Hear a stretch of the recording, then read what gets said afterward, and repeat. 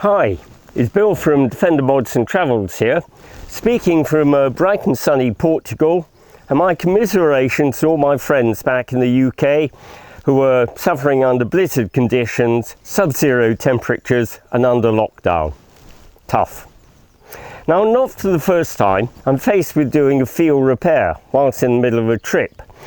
And whilst I do my damnedest to avoid this through preventive maintenance and other measures, it is inevitable when you're driving a 30-year-old vehicle that things are going to wear out and are going to go wrong. And when I have to do a field repair, I approach it with a positive attitude. My objective is to find out what went wrong, why it went wrong, and how to prevent it happening again in the future. And that will be the main thrust of today's video. So why have I got the alternator here? Well, generally my charging system works very well, although about a month ago it started to misbehave, and in particular the auxiliary battery wasn't charging properly, and indeed on many occasions wasn't taking any charge at all. Naturally, I checked all the cabling, seemed okay, but oddly enough I noticed that the drive belt to the alternator was a bit loose, so I tightened that up. I started to focus on the auxiliary battery. It's about 18 months old and maybe that had gone faulty, wasn't taking a charge.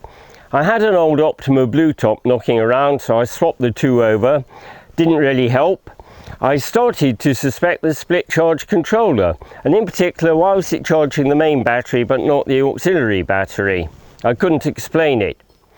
But then, very oddly, I found that the drive belt had loosened off again and needed tightening second time, and that was very odd. Cut a long story short, last week I decided to get the alternator out in order to get to the bottom of the problem. Now, the cause of the failure was immediately apparent. The mounting bolt has failed, the head has come off, and so the alternator was moving and the drive bolt was slipping. Now, at this end we seem to have a bushing in here. That's quite loose. At the other end it seems to be threaded, although obviously by now the hole is well mangled. And likewise we've got a lot of free play with the mounting bracket. Now, the failure itself is the most classic example of a fatigue failure you will ever find. I have incidentally done an introductory video on fatigue and fracture, to which the link is given below. And likewise, with the alternator moving around, we find that the adjustment bolt, which adjusts the belt tension, that has failed likewise. And now to the question of why the main battery was charging, the auxiliary battery wasn't. And the reason's very simple. The split charge unit was doing its job. There was a limited supply of power coming from the alternator, and the split charger was quite correctly diverting it to battery number 1, which has the priority. Now, in an earlier video I said that one of the few luxuries I afford myself is to carry a spare alternator. And you can't afford many such luxuries. They're big heavy items and you have neither the space nor the load carrying capacity. But to me these are absolutely critical items. They are trip ending if they go wrong. And indeed this is the second time I've had to use the spare. Now, the two alternators are supposedly the same, but in fact there are some differences. For example, this oil pipe connection on this one is here on the top and on this one is underneath. But I know that the oil pipe extends and it's got the same banjo fitting, so no problem. But by far the biggest difference is that they have different mounting brackets, so you have to carry the alternator with its bracket as a match pair. So here's the spare alternator installed. Even though it's a bit different to the other one, I knew it was going to fit because I had fitted it very briefly once before. However, I've never used it with a new charge controller, so I was very relieved when it came on to charge, and it's now sitting rock steady at 14.4 volts, which is just where it should be.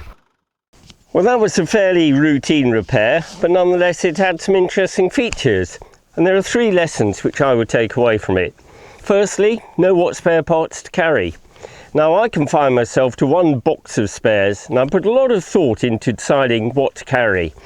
And the spare alternator is by far the biggest and heaviest item. Either by great good fortune or by remarkable prescience on my part, I've always had the right part with me to get me going again when I've had a problem on the road. well worthwhile spending a lot of time looking into this and doing the necessary research. Second point, if you are carrying spare parts, make damn sure that they will fit, because often there are differences. Now there's a little story behind this. A few years back I was on my way to Morocco. I'd got as far as Algeciras and the alternator failed. I thought, no problem, I'm carrying a spare. But as I showed you today, the mounting lugs are different, and hence I couldn't fit the spare. I didn't have the right bracket for it. Very luckily I was able to find an old auto electrician in town, and he dismantled the two and made up one good alternator. Needless to say that when I got back to England, the first thing I did was to source the correct mounting bracket and to do a trial fit. And there are basically two ways to ensure that the spare part's going to fit. Firstly, you can of course do a trial fit. Secondly, you can fit the spare and you can use the takeout item as your new spare part. And either way works.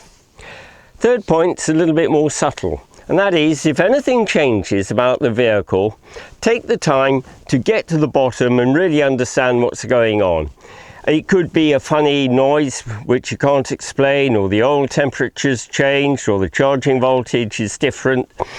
In my case, I had to tighten up the drive belt to the alternator a couple of times, and initially I didn't take the trouble to find out what was really causing it. Don't gloss over it. If something has changed and if there is an underlying problem, it is going to emerge later and it isn't going to go away. Well, that's it for today. I learnt quite a bit from this little episode.